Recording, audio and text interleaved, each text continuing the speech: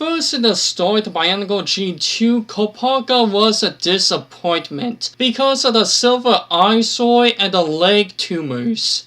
2016, he is now worse, but instead of the silver being the eyesore, it's gold now, while his creature Melum have the silver eyesore.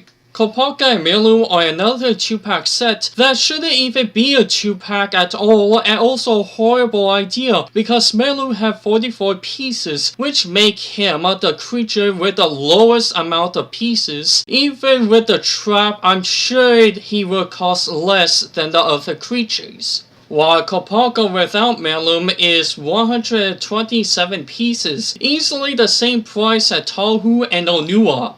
Anyways, these two together have 171 pieces with new parts and recolors, with Kopaka being the only one of the wave having stickers. They have the color of silver, gold, white, trans-light blue, black, and the return of dark blue. I'm guessing they done the same with Nokama as what they done with Huki, which is they took the color and spit on the character's grave.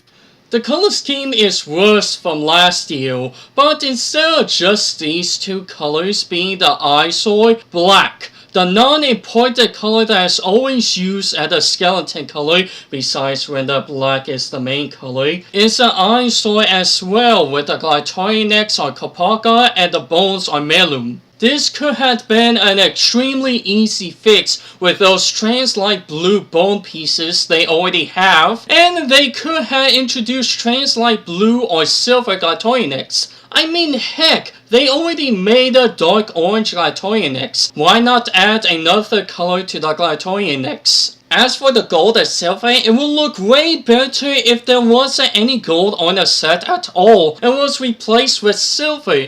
Also, there really need to be some dark blue on Kopaka legs.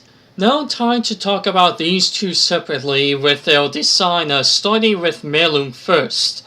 Melum, or should I say Kopaka teddy bear that looks like a sloth, which I don't get where Delta Bricks got the bear from looking at this. It looks more like a sloth, along with Turak, since they're basically the same creature, only built differently. The build have a lot of problems, like there being no lower arm and legs. That another set I mentioned before have the same problem. Another problem that Melum have, along with two other creatures, is that the set have two exposed ball joints that could easily be fixed with small armor pieces, which do not affect the function at all. Speaking of the function, it's another hugging function. This is the third set that needs a hug. Hashtag get Melum hugs. Hashtag don't do that.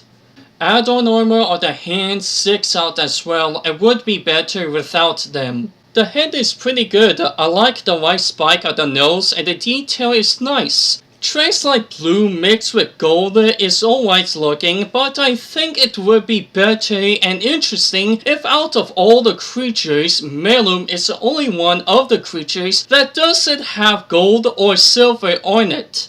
Moving on to Kopaka's build. As I said, he is worse from last year, and I wouldn't be surprised if the linked picture for next year Kopaka was great, but turned out to be a lot worse when it comes out. The legs aren't good and would have been better with the armor switched around. I do love that there is a place to store those extra studs you get, which is placing it on the upper side of the leg using that Technic wheel piece. The arms are horrible, especially the upper arms, because when lifting them up, it looks extremely awkward. If it was lower a bit, it would look a lot better. And it would have happened if LEGO made this piece without that single side axle hole.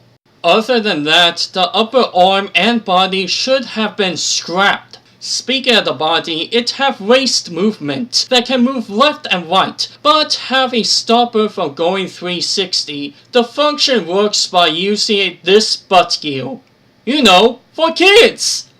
Also, all the Toad and Umurak have a different build to their upper body that always has this uniter armor to connect the creatures to. The body armor, I am amazed LEGO have gave this much detail after seeing so much bland and boring detail on armor shells. The printing is pretty good and doesn't look cartoony. It also have his Nuva symbol, which I will never get why LEGO didn't call them a Toa Nuva. Also, I can't tell if they're a tiny bit yellow or lime green on the stomach. It's very hard to notice, but there's some light color around there. The mask would have been good if not for two problems, which are the Nuva symbol on the left side of the forehead and the one-eye goggle not placed where it should be. If LEGO not going to place it where it should be, then it shouldn't be on the mask. Heck, I'm pretty sure it would look amazing without it. But I do love that the goggle has a stud connector instead of being a bland white or printed. The weapons at the time of this video don't have names, so I'm going to call them both a greatsword and shield gun. I love the greatsword, but I wish the Pearl Dark Grey was silver to make it better, and I like the horns and spear pieces being used on it. While the shield gun, on the other hand, basically went from a shield that was too big for posing and to use in battle with some melee weapon to an odd, unfinished shield with a gun.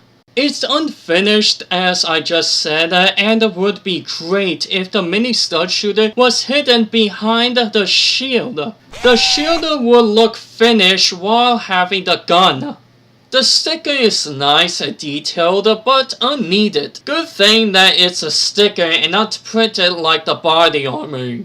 Now to talk about these two together again. As I said before, all Toa and Urak have a uniter armor on their back to connect the creatures to, which is basically a reference to the 2008 Matoi connecting to the Toa or Makuta back. When connecting the creatures to the Toa back, it becomes top heavy and the supporter connectors don't help, which make it easy to fall over. Now there's a new reason for LEGO to make new feet. Also, whatever you do, don't connect Melum to Kopaka, he looks even worse with it. Overall, Kopaka and Melum is nothing but a part pack, and because of a lot of modding to the set, definitely shows this isn't a good set, and I don't recommend it, but only for parts. I think this set would have been saved if it wasn't a 2-pack set, so Melum could have more pieces while Kopaka could have looked different. But this set gets a cup of scrap this, give Melum a hug out of 10.